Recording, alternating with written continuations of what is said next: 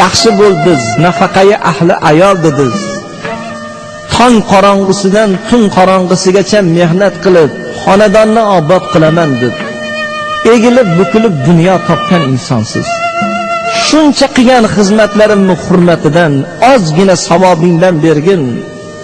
Tarozim bosmay qoldi deganimizda xotinimiz javob qilar ekan. Bugun har bir inson o'zini yukini o'zi ko'taradigan kun. Har bir jon o'zi uchun o'zi hisob beradigan kun deb xotin chetga chiqib ketar ekan. Umid bilan javdirab o'g'limizga oslar ekanmiz. O'g'lim, men kim edim dunyoda? Ha, otamiz. Qanaqa ota bo'ldim? Yaxshi ota bo'ldingiz. Birodan kam qilganingiz yo'q. Farzandni kamoli uchun, saodati uchun qo'lingizdan kelgan xizmatingizni ado etgan, orzu havas qilgan otasiz. Bolam, shuncha qilgan xizmatimni ozgina bo'lsa hurmati, ozgina amali solihlaringdan bersang, tarozim bosmay qoldi. Jahannamning lavida turibman deganimizda o'g'limiz javob qilar ekan. Ota, bugun qanaqa kunligini bilasizmi? Bugun farzand otani joniga, ota farzandni joniga aro kiradigan kun emas. Har bir inson o'zini hisobini o'zi qiladigan kun deb o'g'lan chetga chiqib ketar ekan. Shunda bir yordam bo'lar ekan, o'zimiz kutmagan joyimizdan. Bu yordam Allohning toati ekan.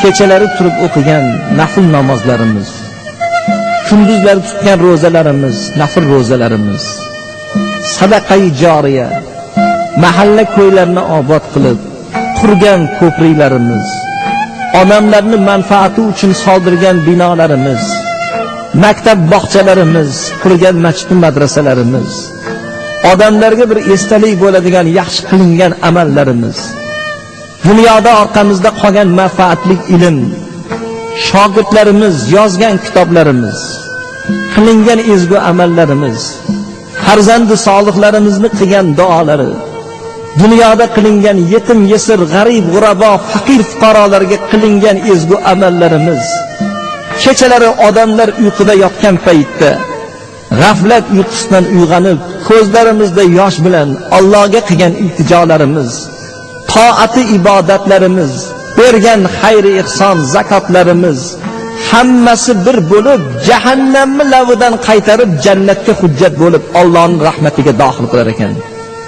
Dunyoda do'st topdim, ulfat topdim, davri davron topdim-u, lekin Allohning toatidan ortiq do'stni topolmadim. Haqiqiy do'st bu Allohning toati ekan dedilar. Bergan javobingizdan rozi bo'ldim. 4-kalimaga o'ting. 4-kalima dunyoga bir nazar solsam, odam bolasi borki sochini tolasidan dushmani ko'p ekan. Shohniki shoh, gadoniki gado, har qadamingda dushman. Og'zingdan chiqqan so'zingdan tortib bosgan qadamingni hisobini qiladigan dushmanlaring ko'p bo'lar ekan. Lekin shayton shunaqangi bir og'ir dushman bo'lar ekanki, ko'zingga ko'rinmasa ham seni ko'rib turib, vujudingga kirib, qoningda yurib, balolarga giriftor qilib, ikki dunyoni saodatidan, Allohning rahmatidan benasib qilib, jahannamga yetaydigan eng yomon dushman bu shayton ekan. Mana shu ikki xil dushman inson bolasiga og'ir dushman ekan. Bergan bu javobingizdan ham rozi bo'ldim. 5-kalimaga o'ting. 5-kalima dunyoga bir nazar solsam, odamlar imorat bilan ovora. Imoratni ziynati bilan, tillolarni suvlarni yurg'izib, sangi marmar bilan bezab, odamlarga ko'z-ko'z qilib imoratni ziynat qilar ekan-u, haqiqiy imoratni ziynati esdan chiqar ekan taqsir. Men haqiqiy imoratimni ziynati bilan ovora bo'ldim. To'xtang. Haqiqiy imorat o'zi nima? Haqiqiy imorat bu qabr, lahat. Janoza o'qilib, tobut yelkaga chiqqandan keyin qavat qavat imoratlar orqamizda qolar ekan, lahatgacha borar ekan, go'rimizga kira olmas ekan. Qurgan imoratlarni bitta g'ishtini-yu bitta mixini ko'chirib ketishga imkon bo'lmas ekan. Haqiqiy borib yotadigan vatanimiz bu qabr bo'lar ekan. Dunyoda qilgan ezgu amallarimiz, qilingan savobli ishlarimiz qabrimizni chirog'ini yoqadigan, sovuq qabrlarimizni istadigan, dunyoda qilingan ezgu amal haqiqiy uyimizni ziynati bo'lar ekan. Men haqiqiy uyimni ziynat qildim degan ekanlar.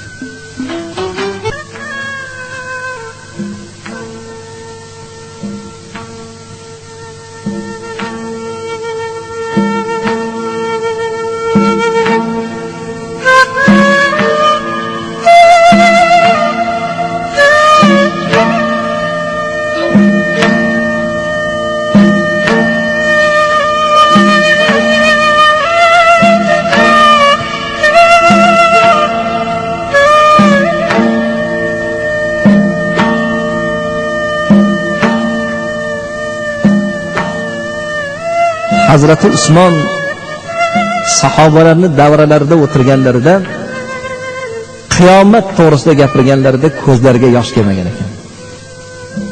Do'zaxni azobi to'g'risida gapirganlarida ham yig'lamabdilar. Qabr azobidan gapirganda ho'ngrab yig'lagan ekanlar. Shunda savol qilishgan ekan, taqsir, qiyomatdan gapirdik, yig'laganiz yo'q. Do'zax azoblaridan gapirdik, yig'laganiz yo'q. Qabr to'g'risida gapirganda yig'ladingiz. Buni nima hikmati bor dedilar. Shunda Hazrati Usmon javob qilgan ekanlar: "Ey birodarlar, qiyomat to'g'risida gapirganinglarda yig'lamaganligimning sababi qiyomat jumla jahonga bo'ladi. Yolg'iz emasman. Do'zax to'g'risida gapirganinglarda yig'lamaganligimning sababi do'zaxda bitta o'zim azob chekmayman, ahli do'zaxlar bilan birgaman. Qabrda yolg'iz o'zim bo'laman. Qabr jannat bog'laridan bir bog', do'zax choqlaridan bir choq. Qaysiki bir bandani qabri obod bo'lsa, qolgan amallari ham solih bo'ladi deb javob bergan ekanlar. Bu javobingizdan ham rozi bo'ldim, Xotamul Asam.